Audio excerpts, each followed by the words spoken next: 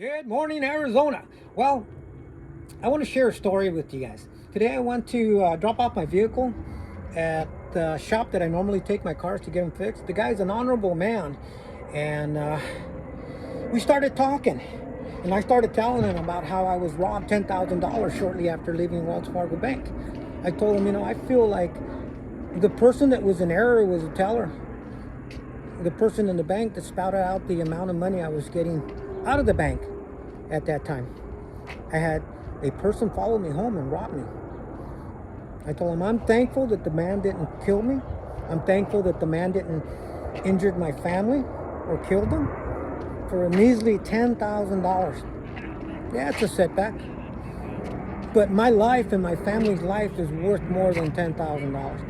So the guy told me, I had the same thing happen to me. I went to the bank to get $60,000 because I was going to open up a business. And when I got to the bank, the teller did the same thing. Spouted out the amount of money that he was receiving. He said, there was two men in the bank, and I noticed them, and they walked out of the bank. But what I noticed that these men were still waiting outside of the bank. So I turned around and I went back to the teller and I told the teller, give me a cashier's check for the amount that I pulled out. I'll pay the difference. So he got the cashier check. He said, and I thought I was being smart, Alec, by taking that check and just waving it in front of their faces. Well, the guys followed him home to his place of business. And he said several weeks later, he noticed there was two men with pistols in his business. They didn't spot him, but he spotted them. He said, well, so what I did is I flanked them. And I went behind one of them. I took a compressor and I struck him in the head. They took off. He says, that's when I realized there was four men in his business with pistols. He says they took off in such a hurry that they got in an accident right in front of his business. He says the car was stolen and full of weapons. They weren't never caught. He says, I was traumatized like you would not believe. He says, to this day, I'm still traumatized. He says, I don't know if these people are going to come back and try to kidnap me to get money because they know I got a business, they know where I'm at, and they know I pulled $60,000. He says, how much money do they think I might have in there that I haven't pulled? And I said to him, I have a bad taste for what happened to me, because I believe it was the error and it was negligence from the bank.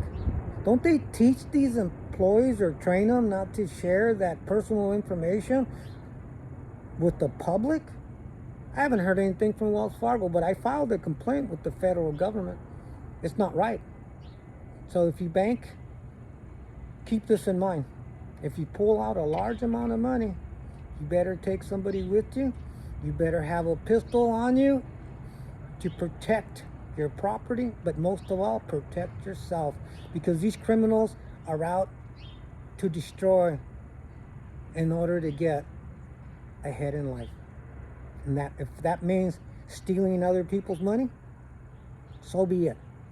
They know they're not going to get in trouble to the same degree if they ripped off a customer from the bank. But if you rip off a bank, that's when the FBI gets involved. And that's some serious shit. So, if you take out money, you're putting your life at risk.